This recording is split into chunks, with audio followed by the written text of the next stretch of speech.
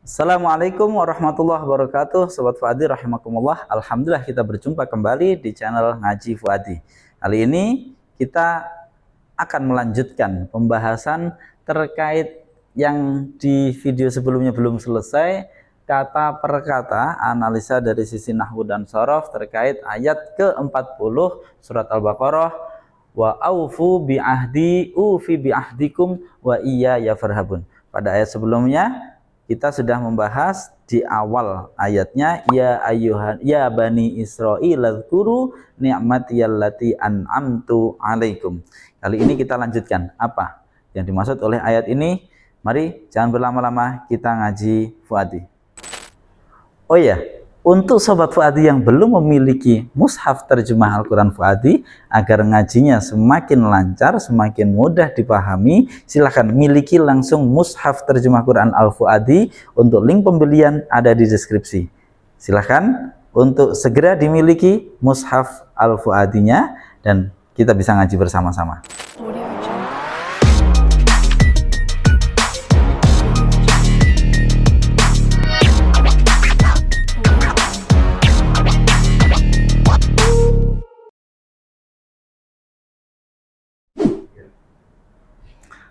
Wa aufu bi ahdi ufi bi ahdikum. Kita akan bahas penggalan pertama, penggalan kedua ya dari ayat ke-40 surat Al-Baqarah ini. Kemarin sudah kita bahas, ya bani Israil dzkuru ni'matiyallati an'amtu alaikum. Perintah pertama berarti disuruh mengingat nikmat dan siapa yang memberikannya. Perintah kedua, wa aufu bi ahdi. Wawunya adalah huruf ataf, hukumnya mabni. Aufu ini ingat dia adalah fi'il amr. Dari apa? Ini kita biar sekaligus ada pembahasan sorofnya. Dia aslinya sulasi mujarotnya dari wafa yafi, ya, artinya memenuhi, ya, memenuhi, wafa yafi. Kemudian diikutkan mengikuti wazan af'ala yuf'ilu. Ini kita hapus terlebih dahulu. Diikutkan wazan af'ala yuf'ilu menjadi aufa yufi, ya, af'ala yuf'ilu menjadi aufa yufi. Nah, seperti ini ya, fi'il mudhari'nya aufa yufi, fi'il mudhari'nya.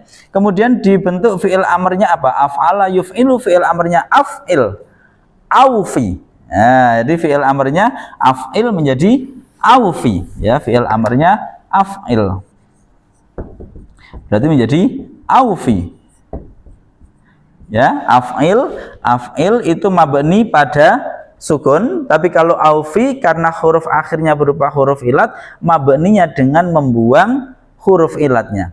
Kemudian di situ disambung dengan wawu jamak menjadi aufu, aslinya aufiyu. Kemudian ya-nya dibuang, langsung fa-nya yang nyambung menjadi aufu, menjadilah ini. Ini ya. Jadi ini adalah fi'il amr yang mengikuti wazan af'ala yuf'ilu af'il. Makna aslinya adalah memenuhi, ya. Sehingga wa aufu, dan memenuhilah siapa kalian, atau penuhilah oleh kalian, atau penuhilah siapa kalian, ya. Boleh baca pakai dengan cara yang mana? Makanya kemudian ada istilah wafat. Orang al-mutawaffa itu orang yang telah disempurnakan, telah dipenuhi kontraknya. Jadi misalkan umurnya ditetapkan oleh Allah sebelumnya 60 tahun, begitu dia sudah 60 tahun namanya al-mutawaffa, orang yang telah dipenuhi apa yang telah ditetapkan oleh Allah, sehingga kemudian disebut wafat, diistilahkan mati. Jadi dari akarnya kata ini. Baik, kita lanjutkan. Jadi aufu ini berarti secara nahwu dia adalah fi'il amr, ya. Dia adalah fi'il amr hukumnya mabni pada tanda jazmnya. Dalam hal ini tanda jazmnya karena dia bersambung dengan wawu jamak, seperti pembahasan di minggu kemarin, tanda jazmnya berarti dengan membuang nun karena dia masuk kategorinya di af'alul khamsah karena bersambung dengan wawu jamak. Wawu jamaknya berarti adalah kalimat isim, isimnya isim bomir, hukumnya mabni, ya. Kemudian kedudukannya sebagai fa'il, fa'il i'rabnya harus rofa, rofanya kalimat yang mabni hanya dalam mahal. Wa aufu, dan penuhilah siapa kalian bi'ahdi, pada janjiku. Pak, seperti biasa huruf jar ahdi berarti adalah majrurnya. Ingat, huruf jar, kemudian kalimat setelah huruf jar berarti majrurnya. Berarti ini susunan jar, kemudian ini majrur. Dan ingat, sudah saya sampaikan kalau ada isim domir, ya ini adalah isim domir. Isim domir kok jatuh setelah kalimat isim, maka isim domir ini berkedudukan sebagai mudhof ilaih. Mudhof ilaih, tapi dia isim domir yang mabni, maka mudhof ilaih yang harus jar, jarnya hanya dalam mahalnya saja. Baik, untuk ahdi, nah ini kebetulan sekali boleh dikatakan ahdi ini majrur, jarnya ditandai dengan kasrah, ya boleh ya. Nah, ini kebetulan ya-nya juga kasrah, jadi sudah boleh kita katakan tanda jarnya dengan kasrah karena isim mufrad. Penuhilah janjiku, ufi. Nah, ingat di sini ini sudah kita katakan dia fi'il amr. Apa keterkaitannya? Ufi ini namanya jawab. Jawab dari mana? Jawab dari amr, ya. Dia jawab dari amr. Penuhilah janjiku, maka. Nah, namanya jawab dari amr. Jawab berarti i'rabnya harus jazm, ya. I'rabnya harus jazm. Maka fi'il mudhari' ufi ini adalah fi'il mudhari' yang dia i'rabnya jazm. Kita bahas dari fi'il mudhari'nya terlebih dahulu. Ya, jadi ufi ini adalah fi'il mudhari'.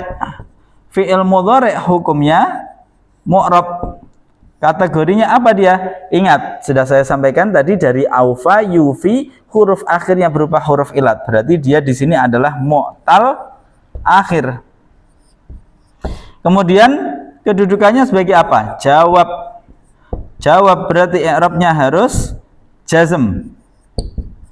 Tanda jazmnya mu'tal akhir dengan apa? Membuang huruf ilatnya sehingga ufi tanpa ada huruf ilat, ya. Ufi maka akan memenuhi siapa aku. Ingat, ini fi'il mudhari' yang diawali dengan hamzah.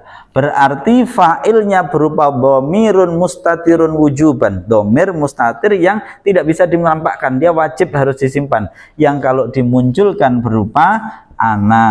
Nah, inilah yang menjadi fa'il dari lafadz ufi, tapi dia mustatir wujuban. Ufi maka akan memenuhi siapa aku bi'ahdikum, pada janji kalian, ya. Janji Allah kepada kalian, maksudnya begitu. Nah, bi'ahdikum sama dengan bi'ahdi, ya. Jadi nggak usah kita bahas. Jar, majrur, mudhof ilaih, sama persis, ya. Baik, kita lanjut. Wa aufu bi'ahdi ufi bi'ahdikum. Berarti perintah kedua setelah disuruh mengingat nikmat adalah apa? Penuhi janji kalian kepadaku, maka aku akan memenuhi janjiku kepadamu. Apa di sini janjinya? Termasuk salah satu janji yang bisa kita hubungkan dengan nikmat itu apa? Yaitu rasa syukur. Ya, rasa syukur terhadap nikmat itu bukan hanya ucapan alhamdulillah, tapi bagaimana seseorang menggunakan nikmat itu untuk ketertundukan kepada Allah. Karena janji semua makhluk yang manusia yang pernah hidup, janjinya adalah menyatakan bahwasanya Allah itu Rabb dan kemudian ketundukan kepadanya, ya. Wa ma khalaqtul jinna wal insa illa liya'budun. Maka mengingat bahwa nikmat itu dari Allah, janji yang secara khusus harus dilakukan terkait nikmat itu adalah dengan cara mensyukuri nikmat itu. Mensyukurinya bukan mengucap alhamdulillah saja, memuji itu. Kalau mensyukuri termasuk adalah menggunakan nikmat itu untuk segala sesuatu yang diridhoi oleh si pemberi nikmat. Nah, ini kita lanjutkan. Wa iyaya farhabuni, wa iyaya farhabuni. Ini disebut masuk bab istighol, ya. Istighol apa itu? Perhatikan di sini wawu, di sini kalimat huruf, ya, huruf ataf, sudah nggak usah kita bahas, hukumnya mabni, selesai. Iyaya ini adalah isim dhamir, ya. Farhabun, fa-nya ini huruf ataf juga, huruf ataf. kita hukum mabni. Irhabun ini adalah fi'il amr. Fi'il amr, takutlah siapa kalian. Fi'il amr bersambung dengan fa'ilnya berupa wawu ini. Takutlah siapa kalian. Ni ini aslinya ada yaknya, jadi aslinya farhabuni. Kemudian dalam orang Arab ketika ini di posisi akhir biasa mewakafkan di nunnya, yaknya posisi dibuang, tapi sebenarnya dia farhabuni ya, nunnya nun wiqayah. Ni ini sebenarnya ada ya mutakalim wahdah yang dibuang. Jadi ni ini sebenarnya adalah nun wiqayah yang bersambung dengan ya mutakalim wahdah, tapi karena diwaqaf ya mutakalim wahdahnya dibuang menjadi farhabun ya. Sudah. Berarti di sini ada huruf atau fa, sudah nggak usah kita bahas. Irhabu fi'il amr. Fi'il amr, takutlah siapa kalian. Ya, takutlah fa'ilnya siapa kalian. Takut kepada siapa? Lah ini masalahnya. Di sini disebut isim dhamir, di sini juga disebut ada dhamir. Lah pertanyaannya yang menjadi maf'ul yang mana? Ini dalam kalimat lain, contoh misalkan saya katakan misalkan dorobtu, atau jangan dorobalah ya, nasoro ya. Nasortu Zaidan. Kalau kalimat seperti ini jelas aman. Nasortu telah menolong siapa aku Zaidan pada Zaid. Jadi fi'il, fa'il, maf'ul. Sekarang saya balik menjadi Zaidan nasortu. Ini juga aman. Berarti ini menjadi maf'ul yang didahulukan, fi'il dan fa'ilnya. Ya. Sekarang kalau kita ganti menjadi nasortuhu Zaidun nasortuhu. Ini juga masih aman karena Zaidunnya kita jadikan mubtada. Zaidun bahwa Zaid adalah yang jadikan khobar. Adalah nasortu telah menolong siapa aku hu padanya. Selesai. Ini masih aman. Sekarang ada masalah ketika diucapkan Zaidan nasortuhu. Nah ini ada masalah. Zaidan berarti dia harusnya menjadi maf'ul. Nasortuhu juga menjadi maf'ul. Ada satu fi'il tapi dia tersibukkan oleh dua maf'ul. Ini namanya bab istighol. Berarti harus bagaimana? Berarti kita tidak bisa katakan ini adalah maf'ulnya nasortu, karena kalau ini maf'ulnya nasortu, lahu jadi bagaimana? Oleh karena itu di sini kita mengira-ngirakan adanya fi'il sebelumnya. Berarti nasortu Zaidan nasortuhu. Kita kira-kirakan fi'il yang semakna dengan fi'il setelahnya ya, sehingga apa yang bisa dipahami kalimat ini dapat kita pahami betapa perintahnya sangat kuat. Wa iya ya, dan takutlah kalian kepadaku, farhabuni, lalu takutlah kalian kepadaku. Ini maknanya. Jadi di sini sebenarnya ada dua kali pengulangan ya, yang diringkas dengan cara mengulangi maf'ulnya. Saking pentingnya hal ini. Yang kedua, saking pentingnya perhatian kepada sang maf'ul. Siapa sang maf'ul ini? Adalah satu-satunya zat yang paling layak untuk ditakuti, Allah Subhanahu wa ta'ala. Sehingga kalau misalkan diterjemahkan dan takutlah kalian kepadaku kurang, karena di sini sebenarnya wa iya ya, takutlah kalian kepadaku, farhabuni, lalu kalian takutlah hanya kepadaku.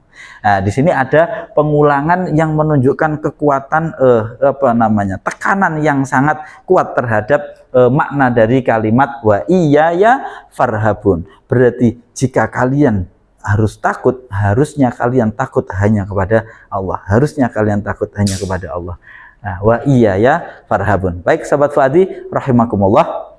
Ini kira-kira yang bisa kita bahas dari penggalan terakhir surat Al-Baqarah ayat ke-40, dan maknanya yang bisa kita ambil apa?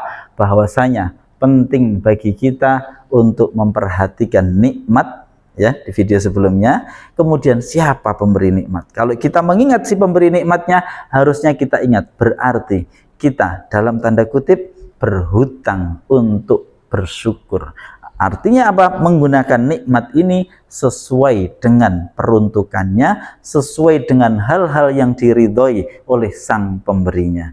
Dan jika kita tidak melakukan itu, harusnya kita takut kepadanya, karena dialah yang memberi nikmat. Takut kalau nikmat itu dicabut, takut untuk nanti kita diazab karena tidak ada rasa syukur. Wa iya ya farhabun. Itu kurang lebih maknanya. Semoga kita bisa mengambil pesan-pesan yang ada di dalam Al-Quran dengan mengkaji ayat per ayat secara satu persatu, kata per kata, menggunakan metode Al-Fuadi ini. Semoga bermanfaat. Jika video ini bermanfaat, silahkan share, sebarkan, dan bagikan kepada saudara teman yang sekiranya membutuhkan. Saya Muhammad Wahyudi. Assalamualaikum warahmatullahi wabarakatuh.